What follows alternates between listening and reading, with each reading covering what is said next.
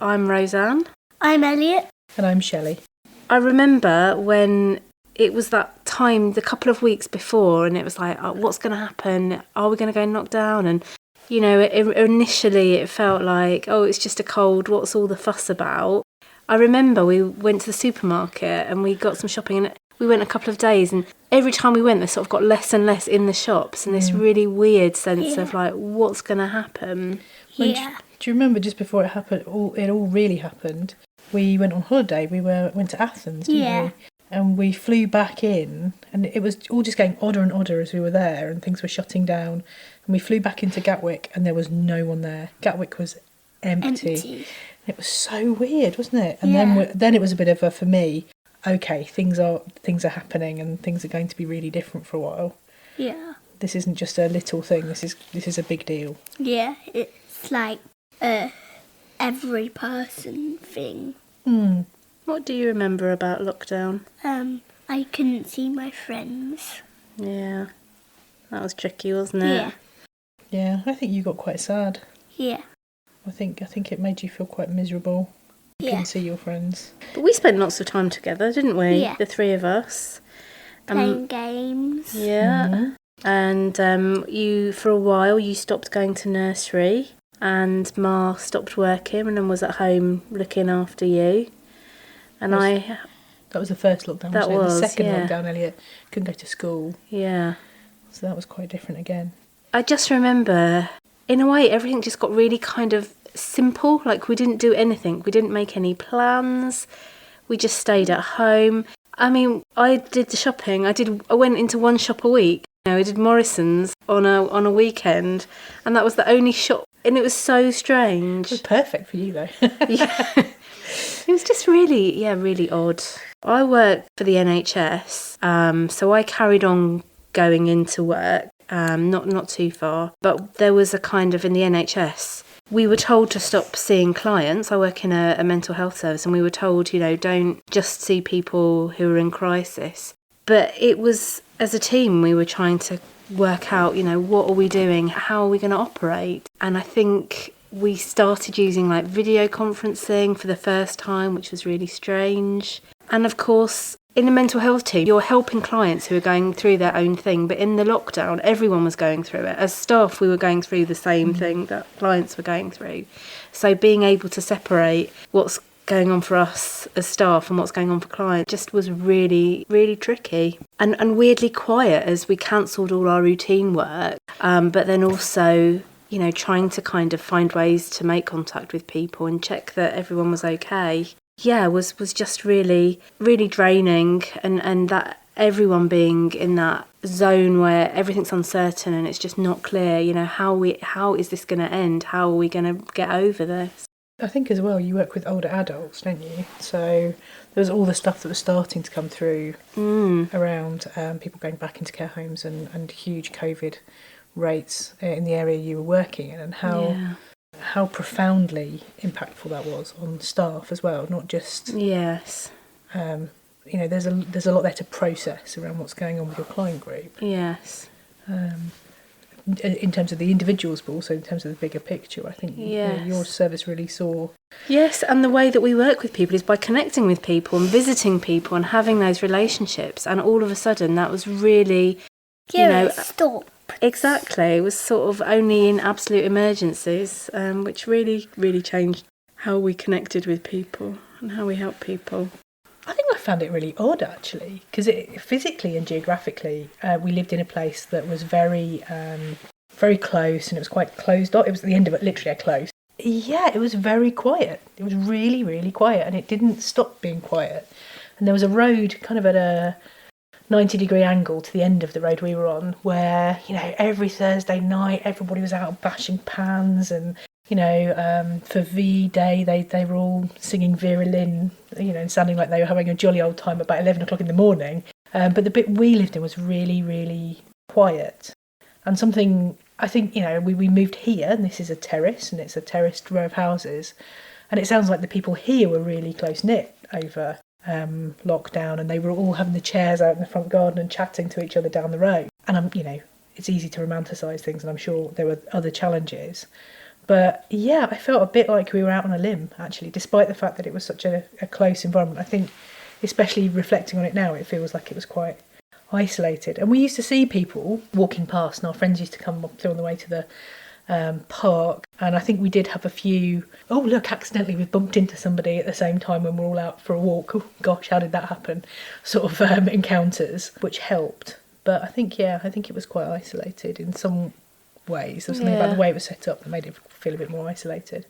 We sort of knew one set of neighbours. We had only one set of neighbours, and we knew them, and we kind of knew other people by sight, but we didn't really. And it didn't bring us particularly close together. There wasn't a WhatsApp group or anything else. It was quite odd. And I think you were going out to work most days, so it was quite intense, I think.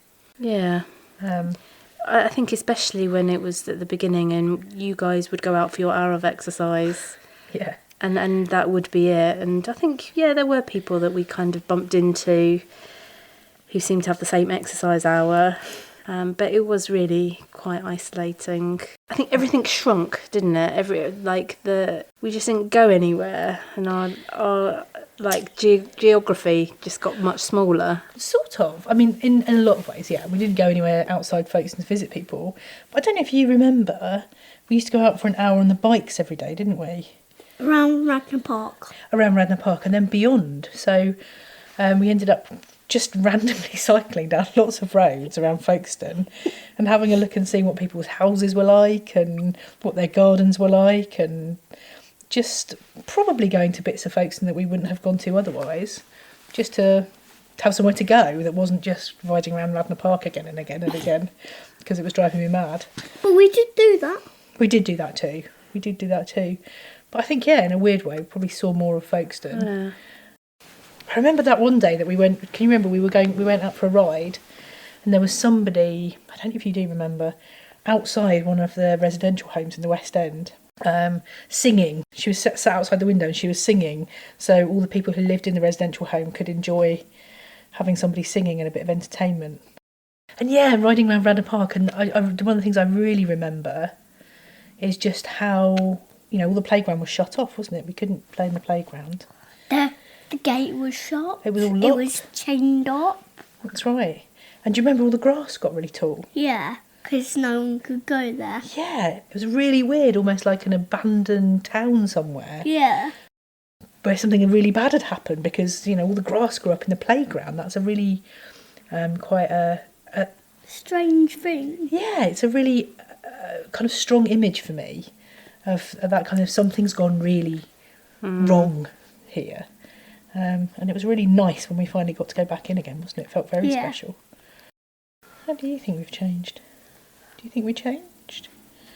Yeah, because I've got used to not seeing my friends, and right, haven't I? The idea of not seeing your friends, yeah, or actually not seeing my friends. But you do now, don't you? Yeah. What, I guess, for you as well, you missed some school, didn't you? Yeah. We did homeschooling, and I guess one of the things that's probably changed is I think you're a lot more resistant to doing homework than you might have been otherwise.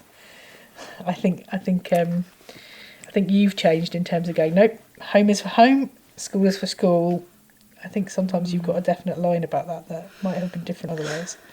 Maybe I'm wrong, maybe it's just me, but I think COVID and the lockdowns really shook a sense of security, that sense that generally things are going to be okay, that the world, you have your ups and downs, but by and large, things are all right and things will always be the same. And I think such a kind of that dramatic, something so bad has happened that it's fundamentally changed our freedoms, our connections. I think that I have lost a sense of safety, that things generally are okay. Yeah. And I think I can't sort of separate that from Brexit and all the things that are happening this year. That sense that the world is generally bumbles along and it's generally okay and everything generally works out. And that's a lucky position, I'm really aware that at different parts of the world, different parts of this country, people don't have that general sense that things will be okay and things will stay the same. But I think that insecurity is new, and I think we're only now just starting to get a sense of that with all the kind of, just like in the last couple of weeks, the rates of mental health problems in young people, I think is the ripples of that uncertainty and lack of safety.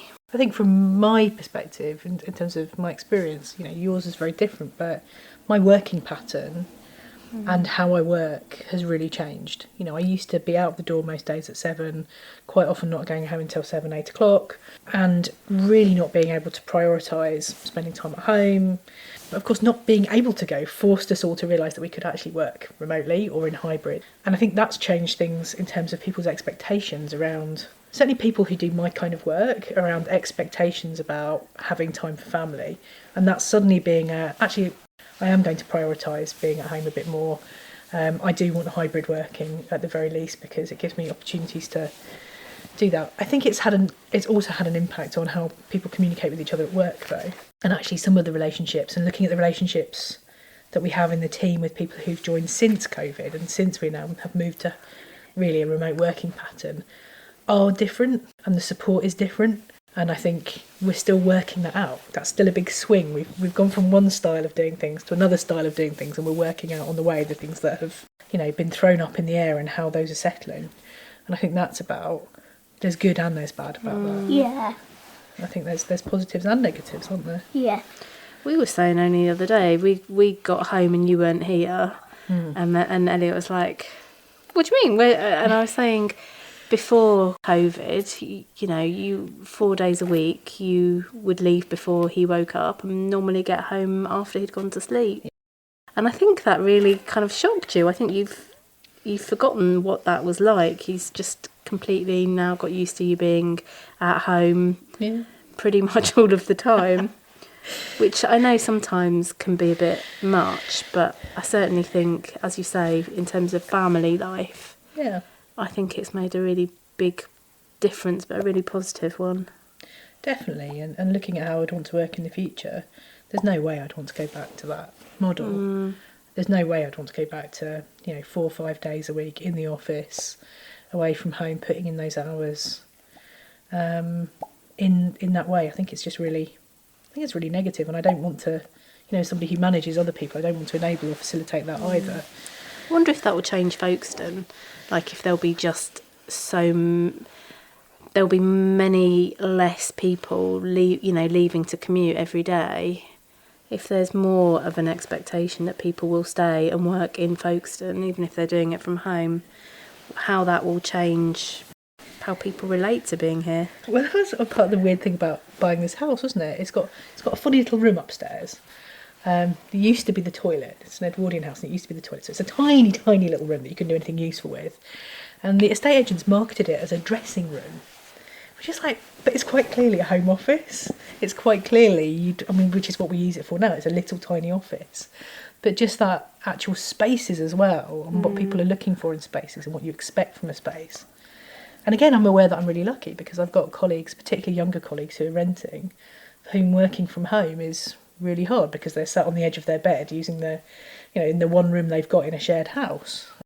Yeah, I think probably another thing about the whole COVID experience is reflecting on how fortunate we are. Yeah. Actually, because we weren't in a position where we ran out of anything. Neither of us lost our jobs. Neither of us lost any family members or anybody. Yeah. Well, we did, but that arguably wasn't COVID related, and that was something else. And having that, however easy it is to feel about that the world is on fire, there's also the whole, we're really lucky, and we've come through this, and we're lucky that we have in the way we have. What do you think about it? Do you know any different? You just don't really remember, do you? No. So how do you think in 100 years? What do you think the history books, the school books, are going to say? The thing is, I've been saying all the way through, really early on, when all the stuff started happening about people being really aggy about people, stockpiling toilet roll or buying too much in the supermarket, or, it's like, this should change how we look at things like the Second World War, because we romanticise that. There's no doubt in my mind at all. We romanticise everyone pulled together. And don't get me wrong, people had to put up with some really awful stuff, and they did that, and that was remarkable. But this whole narrative that everybody was just on the same side and there was no nastiness, and there was no human behaviour around being in a group, and I was saying, this has to change the way we teach kids stuff like the Second World War. This has to be this. Actually, it gets really, when things get hard, we don't always behave at our best all the time. And that's okay, because that's part of being human. You don't have to have this group of... People make mistakes. They do. And when you're feeling a bit sad or angry or stressed or worried, you can be a bit mean to other people. Yeah. It's loud. Yeah, it's part of being human. And It's part of life. And also understanding that and trying to forgive people for it, or just sit with it. It's okay. Yeah. And I have a feeling that in 100 years' time it'll all be how we were all out banging pans on a Thursday evening, and everybody was all working as one, and probably the toilet roll stockpiling. But yeah, that's me being a bit cynical maybe, because that's how we look about things were 70 years ago. And even though we've got more documentation and more oral history and more records of the COVID era, I still think people will want to find the happy narrative around it, or the more positive narrative. I hope there is. I hope that that's what happens. That it's part of a story of there was a dark time and things got better. It was a moment of crisis. Yeah. Rolled in with Brexit and climate change and war, and it was a moment where we kind of hit bottom, but then came together and pulled together and started to be able to work more collectively and make changes, sacrifices and changes to make things better. I hope that will be the narrative. What do you think, Elliot? What do you think? So in 100 years' time, or that might be your children, your grandchildren. What do you think your what would you want to tell your grandchildren about it? Is there anything you'd want to say about what it was like to live in a lockdown? And that's a hard question, isn't it? Yeah, it's a big question. If you could put something in a box, to give to your grandchildren to say, this is what it was like at this point in my life, what would you put in the box? That's a really hard question too. You were telling us earlier about your octopus book.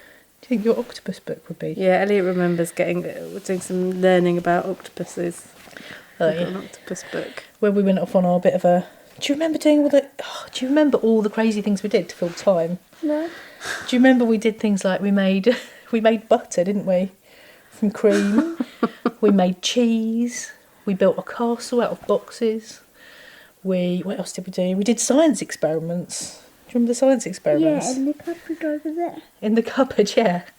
So we did all this stuff to try and keep ourselves busy, and... Oh, maybe that's what we'll remember in 100 years, having to keep busy. And I think I'd put in the homework book that we did for Elliot, which probably chronicles my slow descent into completely losing it, and all the sort of stuff we ended up doing that went off topic, but showed that we were having some fun together and doing some learning together as well, even though it was weird and tricky at times, because it was.